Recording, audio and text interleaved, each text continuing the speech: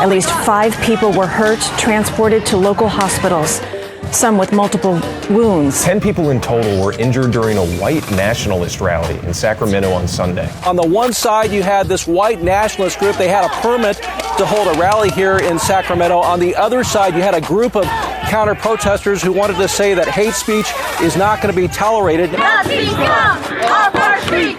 Nazis come off our street! No one knows who started the brawl, but the First Amendment protects everyone's right to peaceably assemble. Yeah, even these guys. There was somebody who was a Nazi supporter who came on the steps and tried to agitate.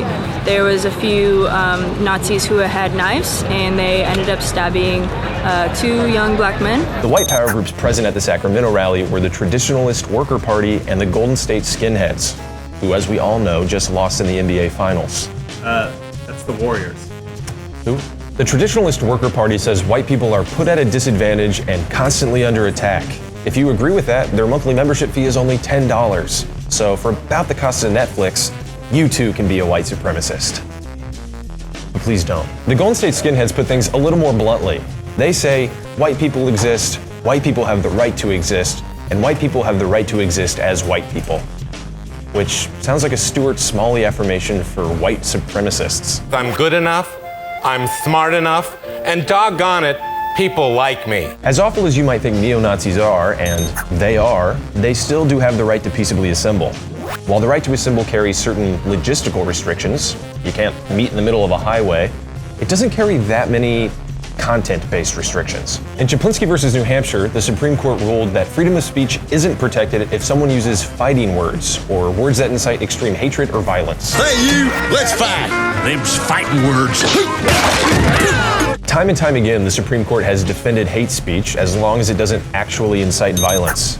They've defended the KKK and their burning crosses, neo-Nazis and their swastikas, and the Westboro Baptist Church's picketing at funerals. Basically, you're allowed to be a giant piece of shit. Just don't stab people. So yeah, the groups in Sacramento were allowed to rally. They're even allowed to write and release a song about the rally one day later. This is real.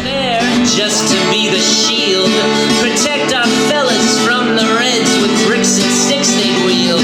Yeah, but someone let an ambush. I hate how catchy this is. The First Amendment is first for a reason.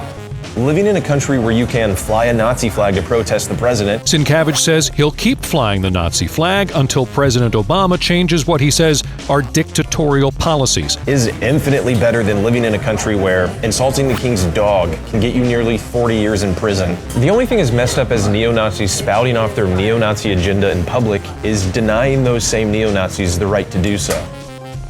This is your mic check. Neo-Nazis are bad, by the way.